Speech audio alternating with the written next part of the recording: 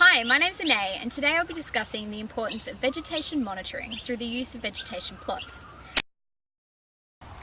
Vegetation monitoring is an important way to monitor changes in above-ground biomass in tropical forests. The main focus of the plots is to measure the effects of climate change on forest growth, mortality, and function. It's important to understand the variations in biomass, as any changes can be an indicator of change for the entire ecosystem. This includes changes that affect species of animals, the soil types in the area, and potentially air and water ecosystems. Tree recruitment, growth, and mortality are all sensitive indicators of ecological change that can be documented and understood through detailed, long-term observations.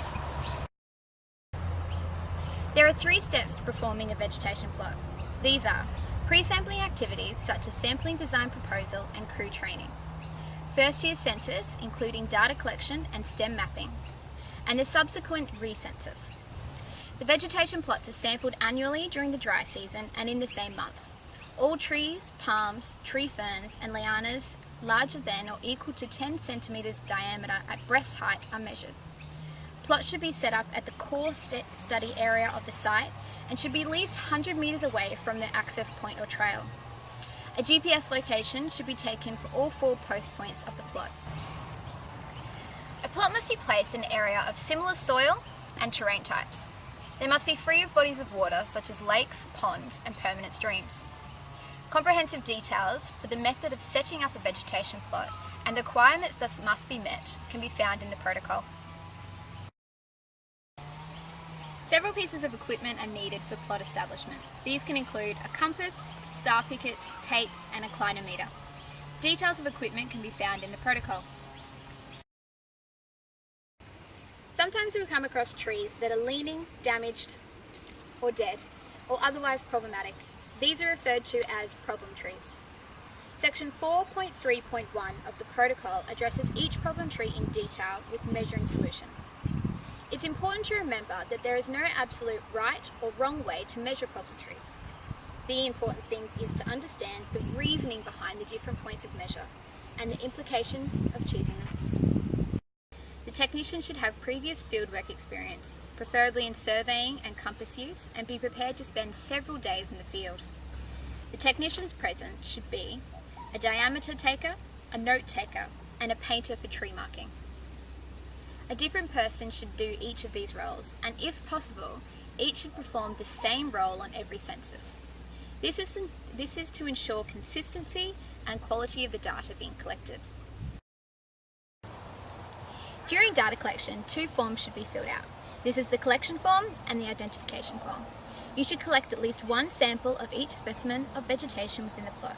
This is especially important for unidentified species, as they can be identified at a later date. During bi-monthly trips to collect litter fall, any individuals that are flowering or fruiting should be recollected. Continue to collect all the new recruits and update appropriate forms. 1 year later, a recensus of the plot should be performed during the same 4 to 5 week period in the dry season, and then every year from then on. All new recruits should be identified, measured, and tagged, and have their location recorded. All previously tagged stems should be remeasured. This is a very similar process to the first census, therefore the team protocol should be referred to for specific details. New issues which require careful attention during the recensus is how to locate the exact point where the tree was measured and how to establish where the trees are dead. During recensus, new problem trees may present themselves. These can include severely damaged stems with resprouts, a severely damaged tree, and trees that have died. I can give you an example of a severely damaged tree and what to do with it. If you come across a tree that was previously 10 centimetres dBH, for example, but is now shorter during the recensus, this tree should not be measured.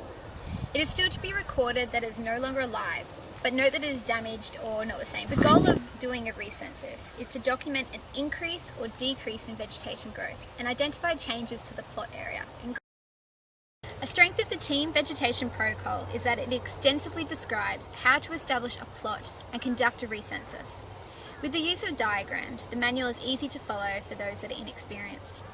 However, a weakness of the protocol is that unlike other manuals, it does not provide background knowledge necessary for the reader to understand why vegetation monitoring occurs.